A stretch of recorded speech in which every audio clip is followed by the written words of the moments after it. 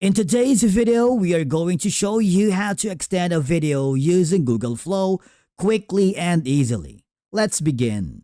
Now, the first thing that you need to do is head over to Google Flow and log in using your account. Now, on the dashboard, go to the project that you wanted to edit that specific video. If you don't have a project, click the new project to start from scratch. In my case, I wanted to type in a specific prompt. Okay, so I'm gonna put it here and click the arrow button. It will render the file and it may take some time. Once the video has been successfully rendered, I want you to click on it.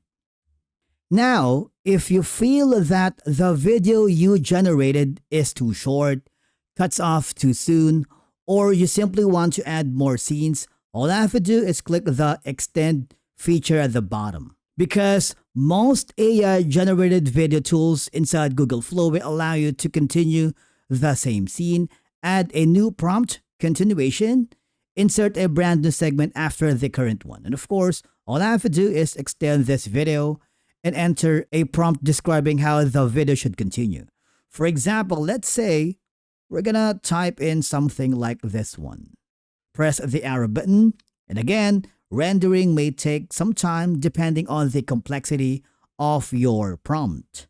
And once generated, you can simply play the full video from the beginning.